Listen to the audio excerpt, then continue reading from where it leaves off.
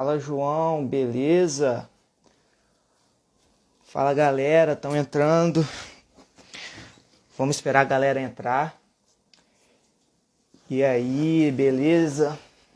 Vamos trocar um pouco uma ideia sobre esse absurdo que tá rolando aí, né, galera? Um pouquinho. Vamos aguardar uns 3 minutinhos enquanto a galera vai entrando. E aí a gente já começa, beleza? Vamos ter duas participações super especiais na live hoje e vai ter muita informação, beleza, galera? É muito importante a gente combater essas diversas desinformações, ainda mais num dia como hoje, em que morreu um brasileiro a cada minuto por coronavírus, tá? Pela doença causada pelo coronavírus. Então, é muito importante a gente combater esse tipo de desinformação e é muito grave, né? Então, hoje a gente vai conversar um pouquinho sobre o que é esse documento, certo? A gente vai começar falando primeiro o que é esse documento que foi enviado ao STF. Quem vai ajudar a gente a entender melhor esse documento vai ser o Fran Carlos Santos, um advogado. Ele vai nos ajudar a entender um pouquinho mais, vai elucidar pra gente o que é esse documento, beleza? E depois a gente vai conversar um pouquinho sobre os erros biológicos e os erros químicos que tem nesse documento também, beleza? Que não são poucos e a gente teve que selecionar de tantos absurdos que esse documento continha, né? Então, é super importante. Outra coisa que eu queria falar aqui nesse início da live é uma coisa super importante. Uma informação que eu recebi quase agora. Foi publicado um artigo no JAMA, que é o Journal of Association Medical American Medical Association, que é a revista da Associação Médica Americana sobre a ivermectina. Foi realizado um ensaio, né, um estudo, até anotei aqui, tá? Randomizado com 398 pessoas, certo? E o estudo queria entender quanto tempo que essas pessoas que tomavam ivermectina, quanto tempo elas demorariam para se recuperar. E o tempo foi de, no máximo, 21 dias. E a média foi entre 12 dias. E isso significa, de 10 a 12 dias. E isso significa que a ivermectina e um placebo, ou você não tomar nada, é a mesma coisa. E isso, mais uma vez, infelizmente, né, a gente tem que dizer que não existe tratamento precoce para a Covid. Vamos começar então. Eu vou convidar aqui o Fran Carlos para a gente começar a trocar essa ideia.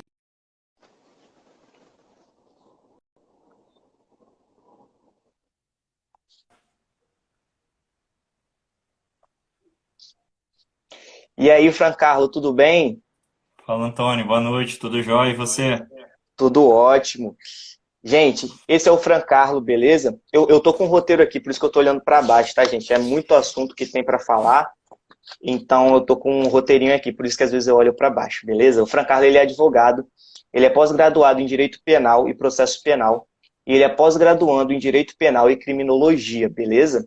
E ele vai ajudar a gente a entender o que é esse documento. Para quem não sabe, foi enviado um documento ao STF, eu acho que no dia 1º de março, não lembro a data exata, e nesse documento era pedido para que houvesse testes com cocaína, com gás de cocaína, em pessoas. E o Fran Carlos vai explicar direitinho o que é esse documento, beleza? Então essa é a primeira pergunta que a gente tem para o Fran Carlos. O que é esse documento, Fran Carlos? Bom, esse documento, ele na verdade é uma ação que se chama ação é uma ADI, uma ação de declaração de inconstitucionalidade. O que é constitucionalidade, para começar, para a gente falar de ADI? Como eu acho que a maioria deve saber, é de um saber mais ou menos comum, que a Constituição é a lei maior do nosso país. É ela que meio que organiza o nosso Estado, que diz as regras que o nosso Estado brasileiro vai funcionar, quais são os poderes do presidente, do legislativo, do judiciário, como as instituições se interligam, quais são os direitos fundamentais que estão lá no artigo 5º, direito à vida, né, e etc. É, e na Constituição, a Constituição dá a base para todo ordenamento jurídico, que são as outras leis, o Código Penal, o Código de Processo Penal, as leis dos estados, dos municípios, etc. Quando a gente fala que algo é constitucional ou inconstitucional, basicamente a gente está dizendo se está de acordo ou não está de acordo com a Constituição. E quem faz esse controle principal do que está de acordo e o que não está de acordo com a Constituição é o STF. O STF é o responsável por guardar a Constituição, por fazer com que ela seja respeitada. Não só o STF, eu estou simplificando um pouco para facilitar o diálogo aqui para a gente ir mais no ponto, né? Então, como o STF realiza esse controle da constitucionalidade? Uma das formas é através desse tipo de ações de constitucionalidade, onde as pessoas que são legitimadas a entrar com essa ação, elas vão lá e falam, STF, olha só, essa lei aqui tem um artigo que é inconstitucional, não bate com a Constituição. Ele é contrário ao artigo X da Constituição. Então, essa lei tem que ser anulada, ela tem que deixar de existir. Isso que é uma ação, uma ADI, uma ação declaratória de inconstitucionalidade.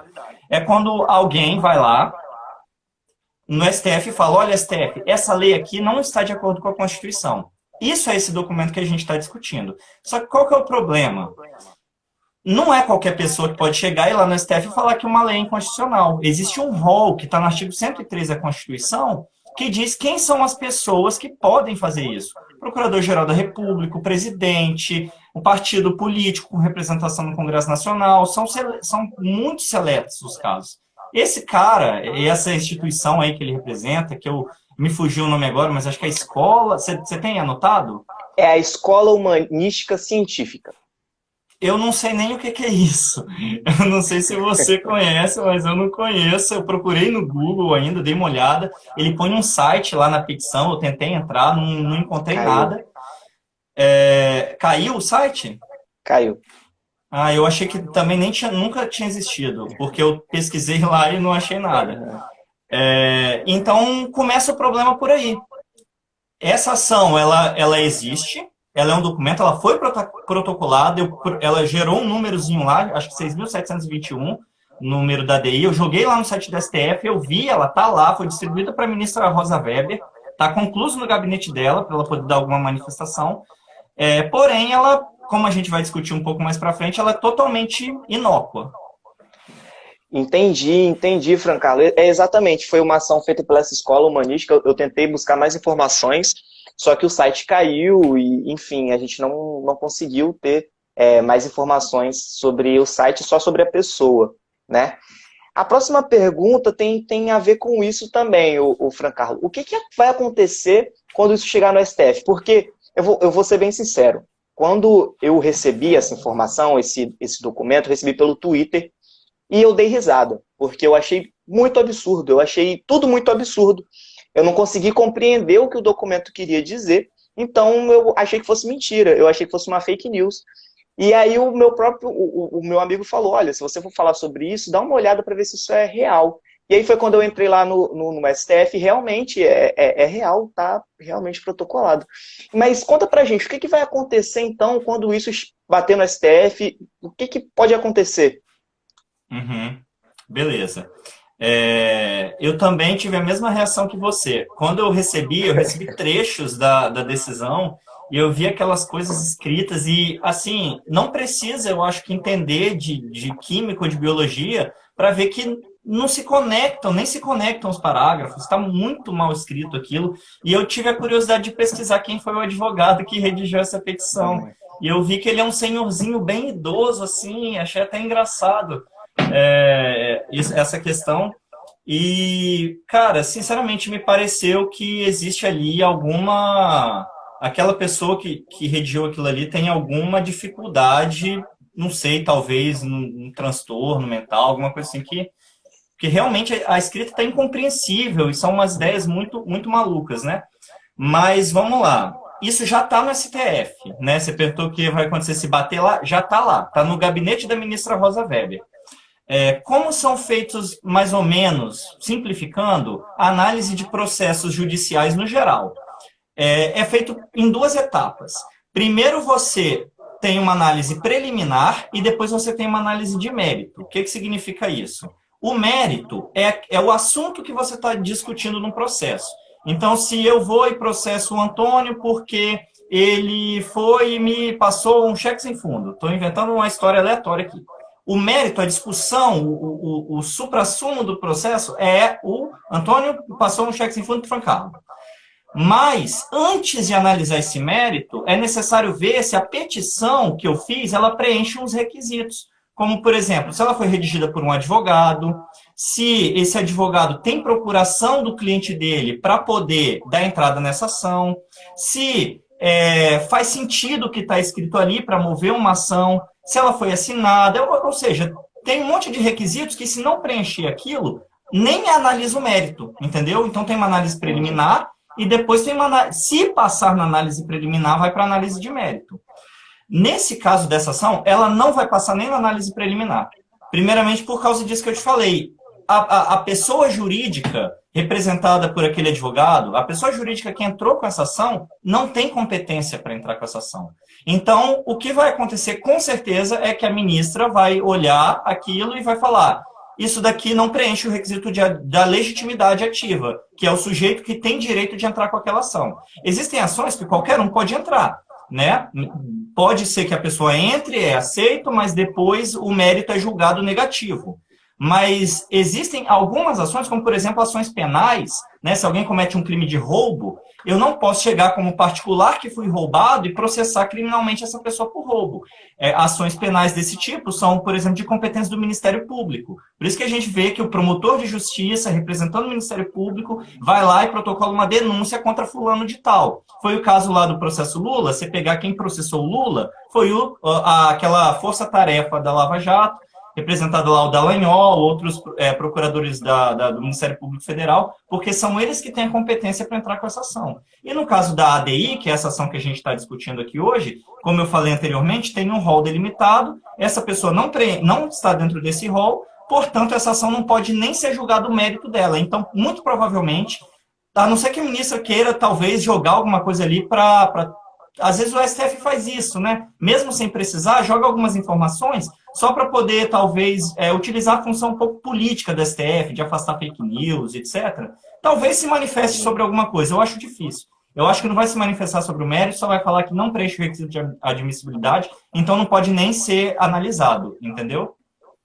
Entendi, Francarlo, entendi. Então, muito provavelmente isso não tem risco nenhum Sim. Show, show. Porque é até preocupante, tem coisas ali que você lê e você fica realmente preocupado. Agora, deixa eu te perguntar. Enquanto eu lia, né, isso no Twitter, essas informações, eu via muita gente pedindo algum tipo de penalização por essa ação. Existe essa... Pediram multa por ele ter feito essa ação? Existe isso? Ele pode ter, por exemplo, o registro dele cassado? Ou isso é só as pessoas exageraram também? Ou como que funciona isso? A advocacia tem o seu estatuto, né, que regulamenta a advocacia no Brasil, a OAB, o Estatuto da Ordem, que é uma lei federal, mas a advocacia também tem uma norma interna chamada Código de Ética e Disciplina da advocacia. Esse Código de Ética, ele mais ou menos diz como os advogados devem se comportar no exercício da advocacia. Então, ele impõe alguns deveres. O advogado tem que agir, por exemplo, sempre com boa fé, sempre zelando pela profissão, não só pela imagem profissional dele, mas também pela imagem da advocacia, sempre colaborando com as demais instituições, como o STF, o Legislativo, né, o Judiciário aqui de primeira instância, os tribunais de justiça, né, o Superior Tribunal. Então, a advocacia ela não pode ser feita de qualquer maneira. Quando o advogado ele desrespeita alguns desses deveres que são impostos pelo Código de Ética, ele pode sofrer um processo administrativo dentro da OAB, que a gente chama de processo disciplinar. E aí, sofrendo esse processo, ele pode ser penalizado com advertência, com suspensão do registro dele ou até com a cassação do registro.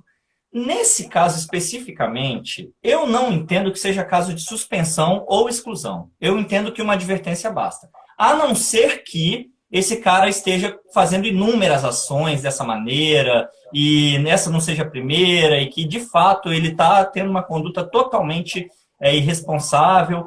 Eu acredito que cabe sim penalização, mas, ao meu ver, a princípio, me parece que uma advertência seria o suficiente. E aí, se ele reiterar nessa conduta, pode vir, talvez, uma suspensão. Mas, a princípio, eu acredito que ele pode ser... Ele vai, com certeza, já deve até estar rolando já um processo ético-disciplinar. E, nesse processo, muito provavelmente, ele vai ser condenado, vai sofrer uma advertência ou, talvez, até uma suspensão, né? Entendi, Francalo, entendi. Agora ficou mais claro. Eu queria te agradecer muito pelas informações que você trouxe para a gente. E eu queria que você comentasse o que você quer comentar sobre essa ação. Porque, de novo, eu achei tudo muito absurdo no que se refere à química e biologia. Eu fiquei imaginando para você como que é ver um documento desse. Você tem algum comentário sobre isso? O que você queria falar sobre essa ação? Acredito que você tenha visto muita coisa bizonha já, mas eu queria saber o que você acha disso. Cara, esse negócio de ver coisa bizonha é o dia a dia, é o normal, né? Mas vamos lá, o que eu acho dessa ação especificamente? Antes de qualquer coisa, né, a gente está finalizando aqui a minha participação, quero agradecer o convite, né, dizer que a iniciativa é muito legal, sei que vocês estão fazendo um trabalho bastante interessante aqui no Instagram e eu me sinto honrado em participar. E agora comentando sobre a ação... Rapaz, eu acho o seguinte, em relação à conduta do advogado, irresponsável, né, eu acho que a gente, independente da classe que for, todas as classes, né, profissionais, elas têm os seus profissionais bons, os seus profissionais ruins, e infelizmente a gente sabe que muitas vezes os profissionais ruins acabam fazendo um barulho maior do que os bons, mesmo sendo minoria, e acaba talvez manchando a imagem da classe, né? Então, eu acho que esse é um tipo desses profissionais. Eu acho que isso também é responsabilidade, é decorrente dessa onda negacionista e absurda que a gente tem aí, que, né, principalmente em decorrência dessas ideias conspiracionistas, olavistas e bolsonaristas, etc., que a gente vem observando aí, de negação da ciência e de criação de teorias absurdas da conspiração. Mas eu tenho uma observação a fazer nesse caso especificamente. Essa ação, ele primeiro começa falando a respeito da criminalização das drogas e do histórico de criminalização das drogas no Brasil, mesmo que com uma escrita ruim, simples, mas ele usa algumas linhas argumentativas bem interessantes nesse ponto. Depois ele entra na parte da química, que aí não tem nem o que falar, você vai falar muito melhor do que eu, mas aquilo ali eu me senti até um pouco constrangido de ler, né? Mas agora, na questão da criminalização das drogas, eu acho que tem um ponto interessante para ser falado ali sim. A gente tem até hoje, por exemplo, ele fala, antes de falar da cocaína e desse suposto gás de cocaína aí, ele também fala da criminalização da maconha no Brasil, né? E como se deu essa construção. E eu acho que é interessante levantar esse debate a respeito da criminalização das drogas no Brasil, porque hoje a gente não tem uma definição do que é o usuário e do que é o traficante, por exemplo. Quando uma pessoa é pega com uma quantidade ínfima de droga na rua, quem vai dizer se ele é traficante, se ele estava exercendo o tráfico, ou se ele estava portando aquilo para uso pessoal? E aí eu relembro que o uso pessoal não tem pena de prisão. Ele pode, se tiver com uma pequena quantidade de droga portando e for considerado para uso próprio, aquilo vai gerar no máximo uma advertência, uma admoestação verbal, um trabalho, né, social que você tem que fazer ali em cumprimento, mas não prisão. E quem faz essa definição acaba sendo a polícia. Então, muitas vezes o que acontece é que pessoas que a gente sabe que tem aquele perfil padrão de mais de 60% da massa carcerária brasileira, que são jovens e negros, acabam sendo enquadrados como traficantes e outros, né, como usuários. Então, eu achei bastante interessante e e se tem algo que pode ser tirado de proveito dessa petição, essa discussão inicial que ele faz a respeito das drogas. Eu acho que não dá para jogar a petição dele toda no lixo, apesar de ser bem ruim, de ser, como eu disse no início, um mau exemplo. Acho que pelo menos se a gente puder tirar alguma coisa boa dela, é essa discussão a respeito da descriminalização das drogas. A gente sabe que hoje a gente está numa onda crescente de habeas corpus preventivos para poder permitir a pessoas que portem droga, maconha especificamente, para uso medicinal no Brasil. Não está permitido, continua sendo taxado como droga pela Anvisa, porque quem determina o que é droga não é o Código Penal. O Código Penal diz que se você tiver com droga, você vai preso, né, por tráfico, ou você pode responder aí por uso próprio. Mas quem põe a lista do que é droga não está na lei, é a Anvisa. E aí, até hoje, a maconha é considerada, mas a gente está nessa onda de decisões favoráveis a pessoas que utilizam para os benefícios medicinais. Então, essa discussão também pode ser destacada nessa petição. É a única coisa que eu destacaria, talvez, de um pouquinho positivo. Mas a situação está maluca, a petição é maluca, eu quero ouvir agora de vocês a outra parte aí, que eu estou bem interessado. Show de bola. Fran Carlo, mais uma vez, muito obrigado, tá? Por se disponibilizar a conversar com a gente, explicar pra gente todas essas coisas jurídicas que a gente acha muito difícil e nos ajudou muito. Muito obrigado mesmo, tá? Eu que agradeço mais uma vez. Tchau. Valeu. Beleza, galera. Agora a gente vai passar para a parte da biologia, que a gente vai entender os erros científicos que tem nesse documento, tá? Relacionados à biologia, e não são poucos, mas a gente escolheu alguns para falar, os que são, assim, os mais graves, né? A gente vai conversar agora com o Daniel, deixa eu ver se o Daniel já está por aqui. O Daniel, ele é o biólogo que escreve aqui na página do Me Explica Ciência. Deixa eu ver se ele está conseguindo pegar. Ele é o biólogo que escreve aqui na página do Me Explica Ciência, ajuda a gente, ele é do nosso grupo aqui do Me Explica Ciência, beleza? Relacionados à biologia. Fala aí, Daniel, beleza? E aí, tudo bom? Boa noite, tudo bem? Beleza. O som tá bom? Tá ótimo. Vocês estão conseguindo ouvir bem, galera? Vamos ver o feedback da galera, se eles estão ouvindo bem.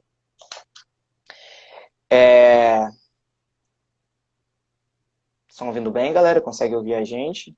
Tudo certinho? Eu acho que sim. Bom, vamos lá. A primeira coisa que eu queria falar em relação à biologia desse texto, o documento ele tem 7 páginas, tá? Mais uma vez, se vocês quiserem dar uma lida nele, após a live, ou então, até, Laila, se você tiver aí e conseguir colocar o link nos comentários para a galera tentar acessar o documento, depois seria muito top. Para vocês darem uma lida, né, no documento, para não ficar tão perdido. Mas eu vou citar algumas partes do documento para a gente poder entender melhor isso, beleza? Fechou. Durante o texto dele, ele faz uma observação que é o seguinte, ó. Ele considera o coronavírus como o gás natural nocivo. Ele faz uma distinção entre gases naturais não nocivos e gases naturais nocivos, certo? Ele usa como argumentação uma frase de Lavoisier, de 1660, se eu não me engano, e aí ele faz essa distinção. E ele continua dizendo o seguinte: o corona, que se alimenta pela respiração, ficou presente no seu DNA o vírus do gás nocivo. Ou seja, ele quis dizer, né, que o DNA do corona ficou presente no ar e que, na verdade, o coronavírus seria um gás natural nocivo. Daniel, explica pra gente, existe DNA no corona? Como que funciona isso? O que é o vírus? Por que ele não é um ser vivo? Explica um pouquinho pra gente isso. Então, primeiramente quero agradecer aí o convite. Como vocês sabem, eu sou da parte marinha, porém, infelizmente, meu pai foi acuminado pela Covid, então acabei estudando muito sobre o coronavírus, né? E focando nesse assunto. Então, o que eu queria começar a introduzir é o que é vírus. Ainda é um debate na academia, na parte das ciências, se é um ser vivo ou não. Então, para a parte de não ser um ser vivo, primeiro, ele é acelular, não tem células. Então, já começa por aí. E outro, eles não possuem metabolismo próprio. Eles são chamados parasitas intracelulares obrigatórios. O que quer dizer? Eles dependem de um hospedeiro, invadir a célula de um hospedeiro obrigatoriamente, para assim reproduzir suas cópias, né, que a gente chama.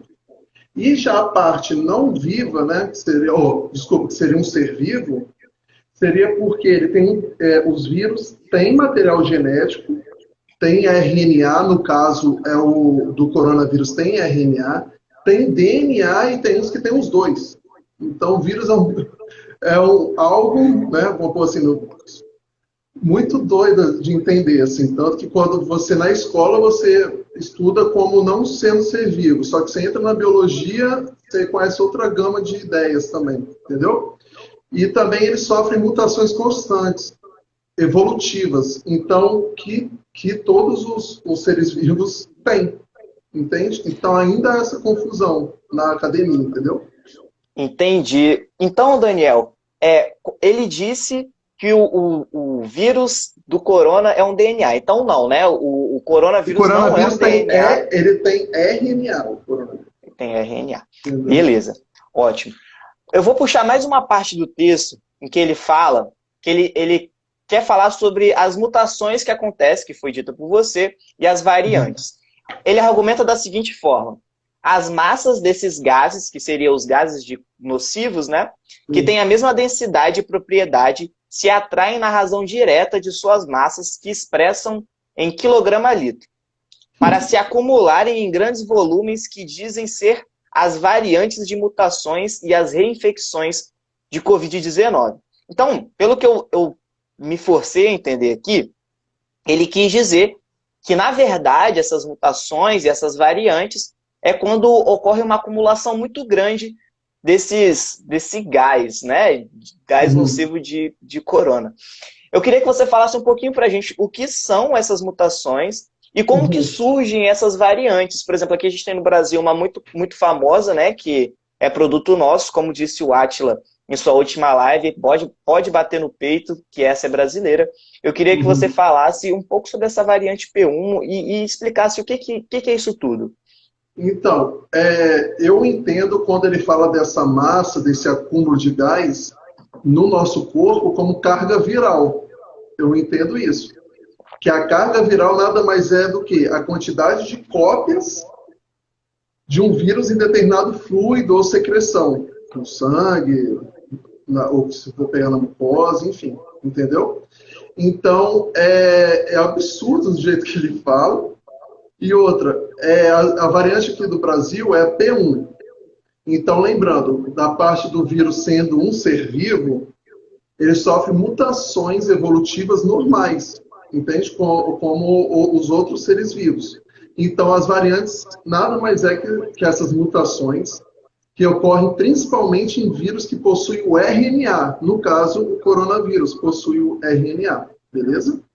Então, nesse processo de cópias, quando começa a se reproduzir dentro da célula, há um erro nessas combinações, porque no RNA há letras, nucleotídeos que se juntam uma com a outra. Nessas combinações há um erro, que assim sofrem as mutações. Aqui no Brasil teve essa variante P1, que tem tipo, como posso falar, 3 submutações, vamos assim dizendo. Aí eu vou olhar aqui, porque é muita letra e número. N501Y, E408K e a K417T.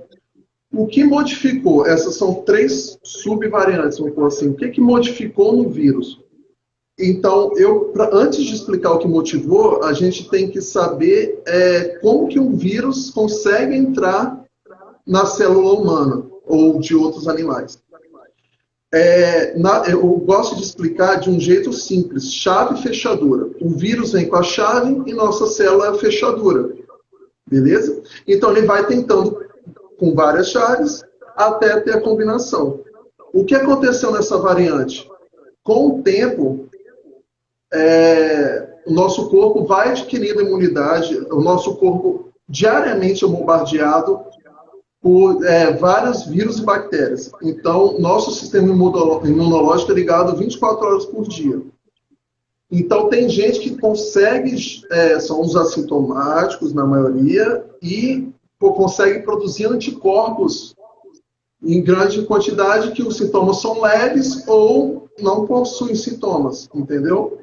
Então, o anticorpo nada mais é que como posso falar, um palitinho na fechadura. Botou um palito na fechadura, aí que a chave não consegue entrar, atrapalha.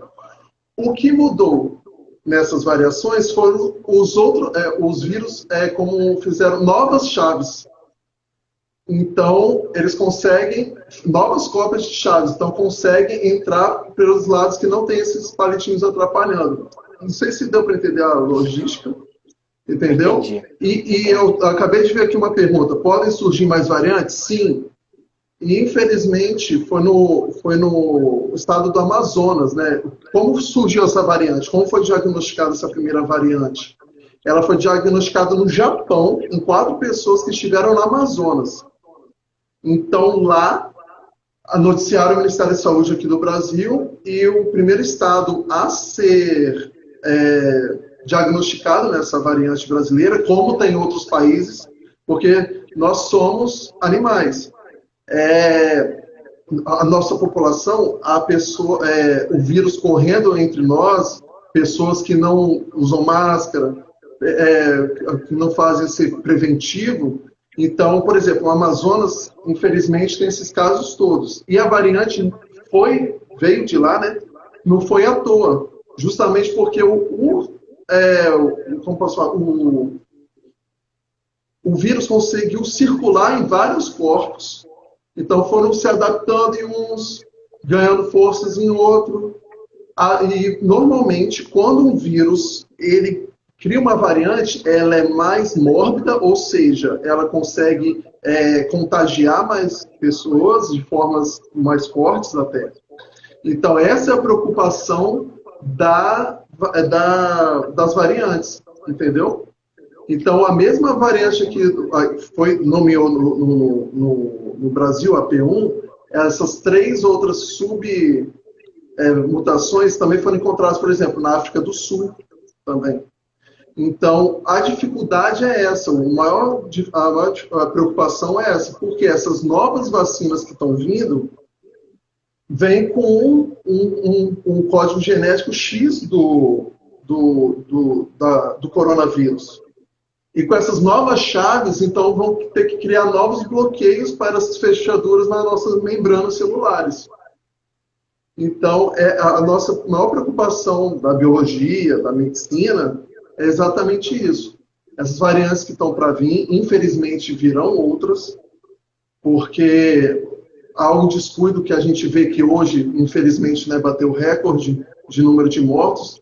Então, a gente vê que o cuidado está diminuindo, muitos governantes estimulando o não uso de máscara, de não proteção, minimizando o coronavírus.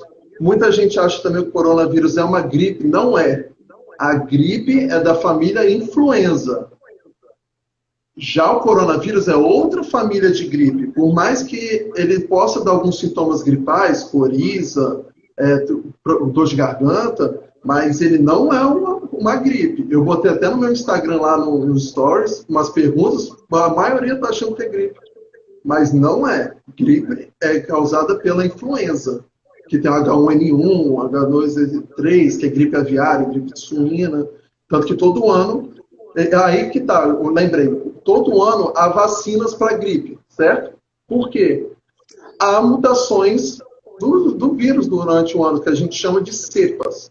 Então, cada ano é uma cepa nova. Então, tem que haver uma produção de anticorpos novos para essas novas cepas, entendeu? Entendi. Eu vou dar uma continuidade aqui, então, com você mesmo, Daniel. Você tem mais alguma informação a mais que você queira passar? Que a gente vai conversando, eu e você, sobre o texto.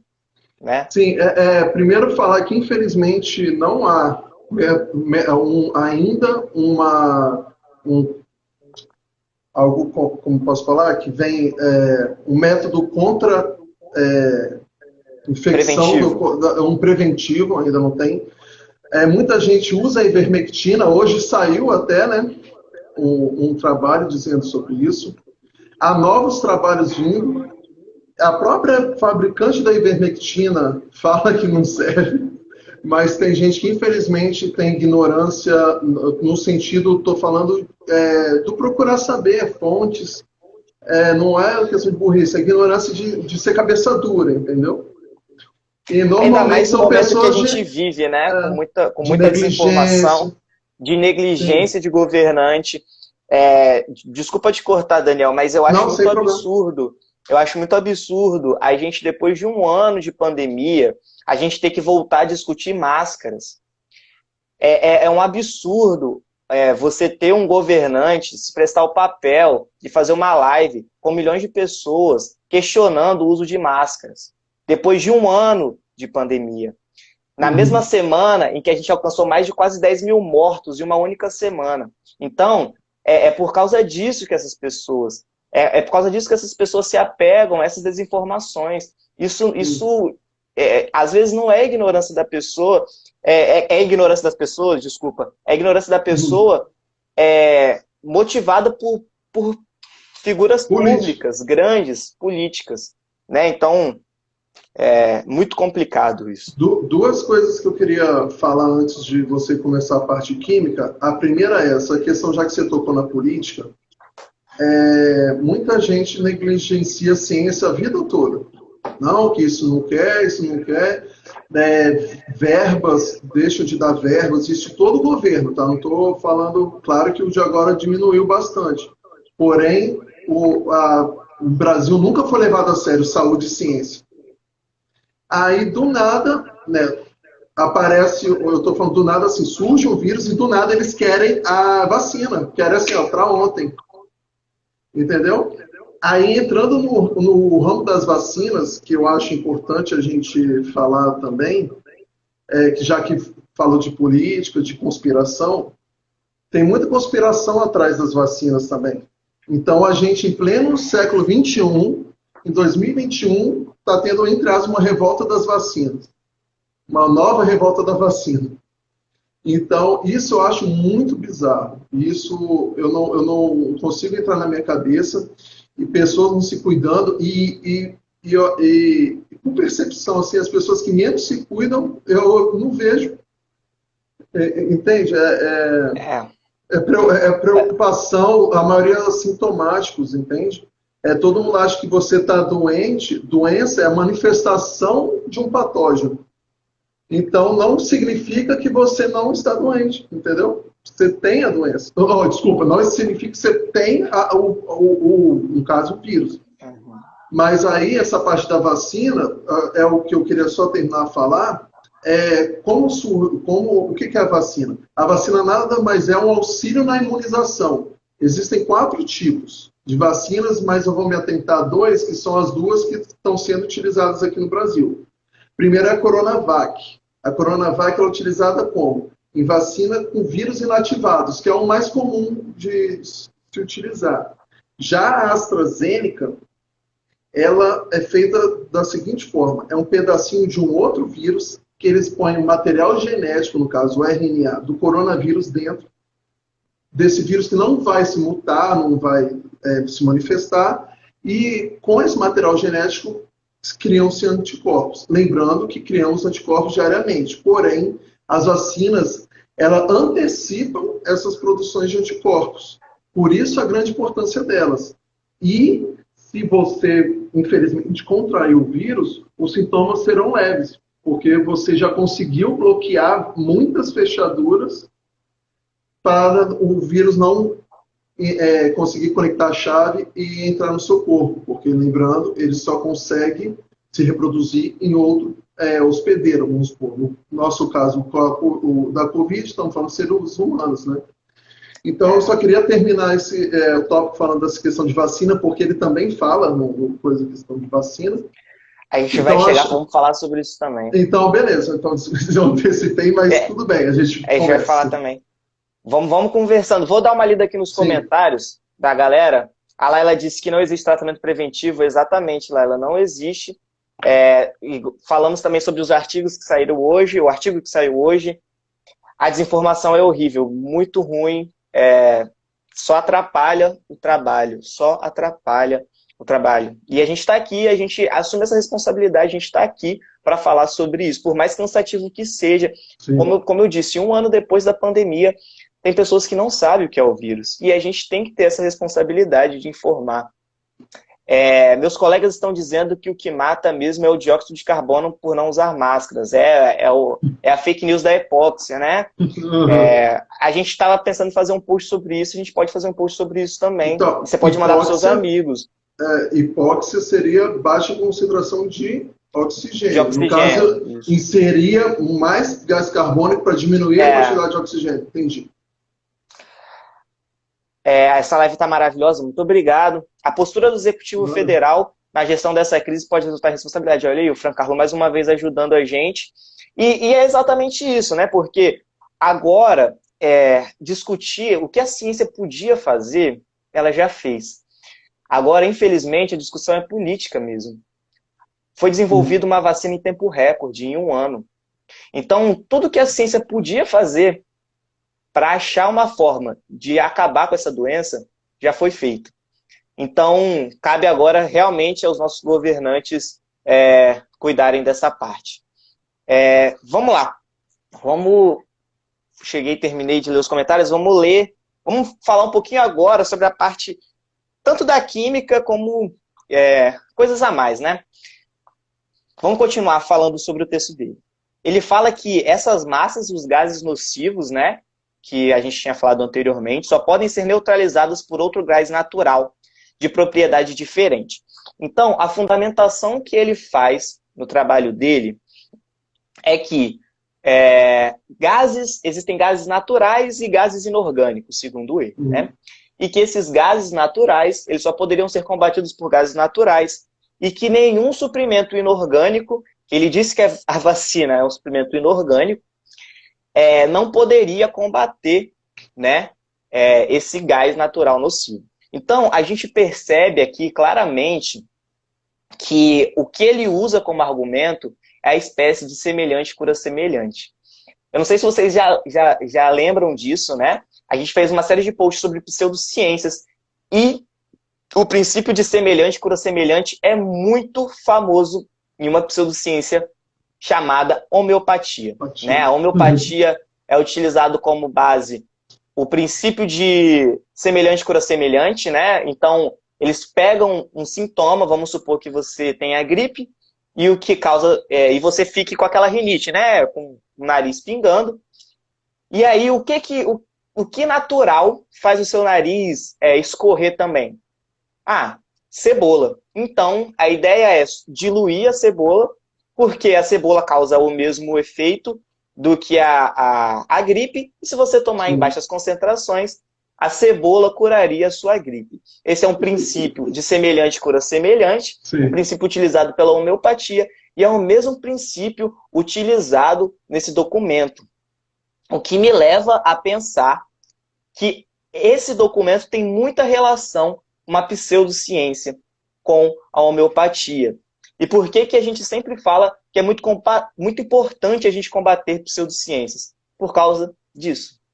Um documento enviado para o STF utiliza o princípio de semelhante cura semelhante. Pois é. E, enfim, tem mais um... Existem diversos tipos de erros no texto, mas a gente está chegando no tempo. Por exemplo, tem uma parte do texto que ele fala que os nêutrons anestesiam os prótons. Ele diz que o vírus tem nêutron e uma das formas de anestesiar o vírus é utilizando os prótons. São coisas assim, muito absurdas que pessoas que têm o conhecimento básico de ciência sabem que tudo isso é um absurdo. O que eu queria dizer para a gente falar sobre isso é exatamente isso que a Laila está falando.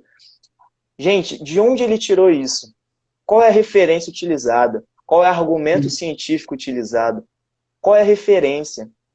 Não faz sentido algum. Isso não faz sentido algum.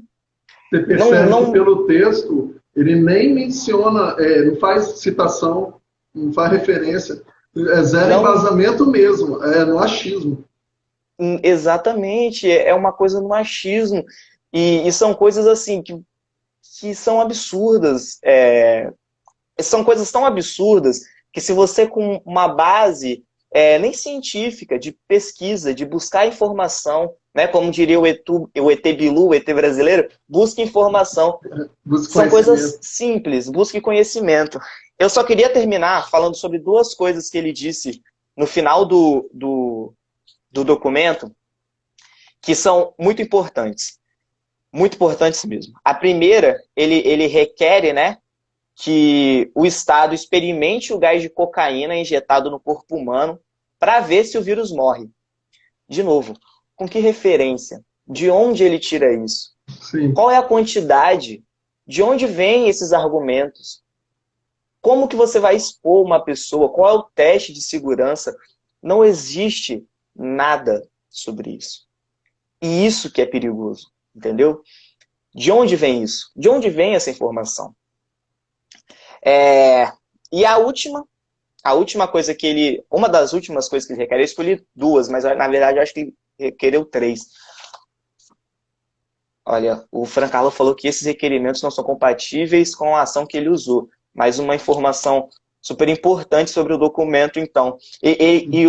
Uma outra coisa que ele pede diante do resultado, né? Do resultado que ele quer que faça esse experimento kamikaze com as pessoas, o Estado ele será obrigado, né, a denunciar a OMS e rescindir a rescisão unilateral dos contratos das vacinas dos insumos inorgânicos dos laboratórios, né? Então ele fala que se realmente a cocaína apresentava uns resultados, o Estado deveria rescindir os contratos de vacinas com as empresas de origem. A primeira coisa que eu queria dizer, por que ele fala sobre insumos inorgânicos? O documento dele consta uma parte em que ele fala que o coronavírus foi inventado por laboratórios de química orgânica, de química natural, para combater o laboratório de química inorgânica. Gente, a primeira coisa é que eu sei que existe uma grande treta entre inorgânicos e orgânicos, mas não a ponto de criar um vírus, tá ligado? Mas Acabar com o mundo, mas... é uma coisa muito absurda, que não faz sentido algum. Sentido algum.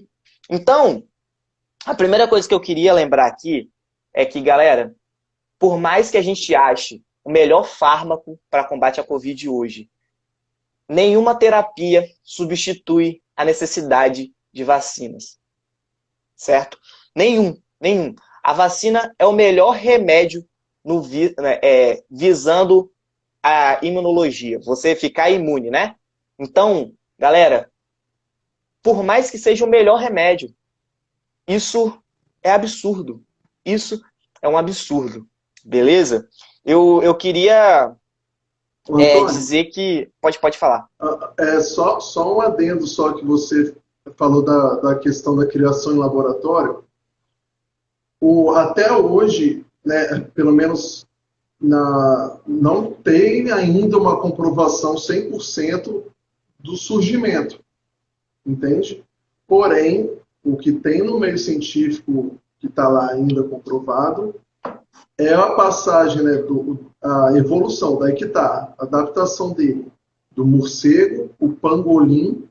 Pangolim é como se fosse um tatu lá da parte da asa. E com o tempo foi se modificando dentro do corpo e com o contágio, porque lá na China tem diferença dos mercados de lá, há diferenças dos daqui. Eu nunca tive o prazer de ir para lá, para ver coisas diferentes e tal. Porém, a gente sabe que eu fui atrás, em 1980, com uma grande pobreza na China,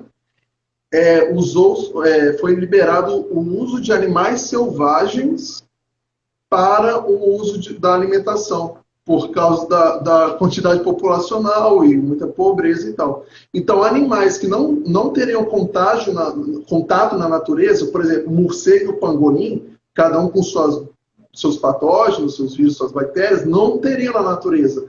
E quando põe no mercado, o que acontece? Um do lado do Junta outro. tudo. Então, é isso que fez essa mutação, que assusta. A galera fala, não, isso daí foi criado em laboratório porque o vírus se mutou muito rápido. Mas se há muito contato, para uma variante virar um novo vírus, é um pulo.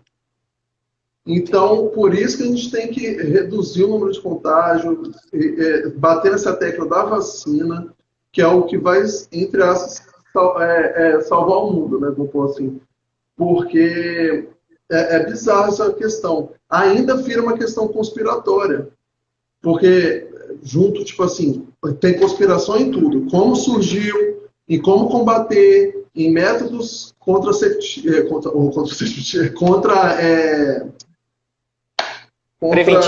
preventivos. Então, tem... Ótimo, contraceptivo foi ótimo. Mas há vários tipos de formas para a gente se prevenir. Tem gente que, em século XXI, você tem que ensinar os outros a lavar a mão, a falar que tem que usar máscara, uma população, isso daí é muito... Cara, eu fico assim abismado, como a galera negligencia algo que está mais comprovado. Tipo assim, a galera, o que eu entendo da ciência é que é só até onde vai até onde vai a fé. Eu entendo isso.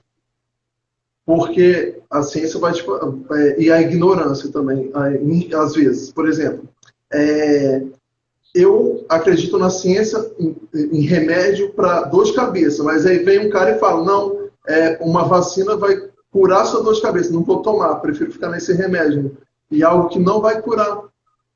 Então, o que é melhor? Você não ter a doença ou pegar e tentar remediar? A prevenção é o melhor remédio sempre. Então, esse custo que o governo brasileiro tem condições, por mais que falar, não sei o que, não tem dinheiro, já foi repassado um monte, infelizmente tem muita corrupção no Brasil, mas também é o nosso representante maior, já foi até mencionado N vezes por outros países, até mesmo que apoiam o Brasil, como que está falando merda. Então, vai muito. Essa negligência é o que, infelizmente, fez com que o vírus, isso da parte populacional e política, que o nosso número no Brasil seria alarmante. A Índia tem 6 vezes a população que a nossa, e morreu uma quantidade menor que a nossa. O que explica é isso aí. É muito complicado, realmente. Muito complicado. Eu vi que aqui falta, eu acho que 10 minutos para acabar o tempo. A gente pensou que ia ser menos tempo. Porque meia hora, né? A gente pensou que ia passar mais rápido. Mas é isso, galera. Eu queria dizer que com todo respeito, esse cara prestou um desfavor à sociedade, porque muitas pessoas podem pegar esse documento e levar de outra forma. Pode induzir a pessoas a usar medicamentos que não têm evidência científica nenhuma. Então, é muito complicado. Eu reafirmo o que a gente sempre diz, né? Busque informação, busque por fontes confiáveis. Não caia... corrente de WhatsApp. Não caia nas correntes de WhatsApp. É muito complicado. E eu vou terminar lendo os comentários aqui. O Fran Carlo falou que a ADI, como eu disse, é para argumentar a inconstitucionalidade e não para requerer esse tipo de absurdo. Realmente eu acho que foi absurdo atrás de absurdo nesse documento, né? Por que eles fazem um documento falando isso? Não dá para acreditar. Realmente, Mariana, não dá para acreditar que isso é um documento sério. Ele falou que o gás é natural e depois que foi criado em laboratório. Pois é, né? Realmente. Esse pulo do gato eu não tinha visto, não tinha percebido muita coisa, né? Nem eu. Falar que foi criado em laboratório é um absurdo demais, e por que fariam isso? Realmente, não faz sentido algum. É isso, galera. Eu queria agradecer primeiro ao Fran Carlo por se disponibilizar a conversar com a gente e ajudar a gente a entender um pouco mais sobre esse documento. Eu não tenho conhecimento jurídico nenhum, ninguém da equipe do Me Explica Ciência tem conhecimento, então ele conseguiu elucidar muito bem pra gente o que é esse documento. Então, mais uma vez, muito obrigado. Muito obrigado a Diane e o Natan também, que fizeram essa ponte. para trazer o Franco Carlo para a gente poder conversar. Muito obrigado ao Daniel também por vir conversar com a gente sobre a biologia. Muito obrigado à equipe, toda a equipe do Me Explica Ciência, que a gente está sempre aí em busca de informação. A gente tem trabalhado muito, galera. Temos trabalhado muito para trazer o melhor conteúdo possível para vocês, beleza? Então, é isso. Muito obrigado. Se cuidem, galera. A gente está, de novo, a gente está no momento mais complicado da pandemia. Hoje morreu um brasileiro por minuto. E lembra que não teve nem... Aqui no Brasil fala de segunda onda, mas se você olha o gráfico, ele está lateralizado. Então não teve o pico, né? Chega o pico, o platô, que a gente chama, e depois desce. Não, está lateralizado. Então a gente está na primeira onda ainda, tá? Se cuidem, galera. É isso. Valeu. Muito obrigado. Valeu. Tchau, tchau.